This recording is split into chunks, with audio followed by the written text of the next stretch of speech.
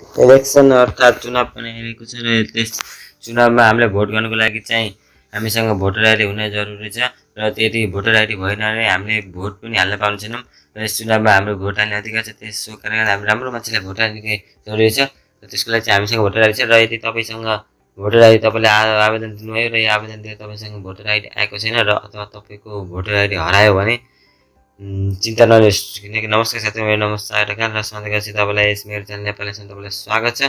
आउनुहोस् ढिलो नगरिकन आजको भिडियोको यस टपिक सुरु गरौँ। र यदि तपाईँको भोटर आइडी चुनाव नजिक आउन तपाईँको हराएको छ र अथवा तपाईँको आवेदन दिनुभएको थियो र त्यो चुनाव तपाईँको भोटर आइडी आएको छैन भने तपाईँले चिन्ता नलिनुहोस्, तपाईँले त्यसलाई अनलाइनदेखि चाहिँ निकाल्न सक्नुहुन्छ। र यस आजको भिडियो चाहिँ हामीले त्यही अनलाइनदेखि त्यसलाई चाहिँ अनलाइनदेखि कसरी निकाल्ने, कसरी त्यसलाई निकालेर प्रिन्ट गर्ने, तपाईँले चाहिँ त्यही प्रिन्ट गरेर लिएर जान सक्नुहुन्छ यदि तपाईँको भोटर आइडी चुनाव हराएको छ भने।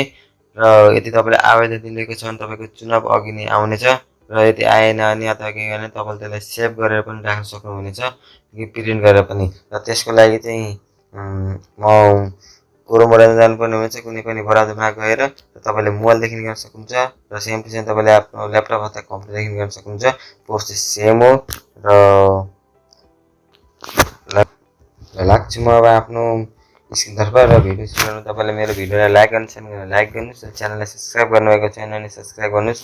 आउनुहोस् स्क्रिनतर्फ लागौँ।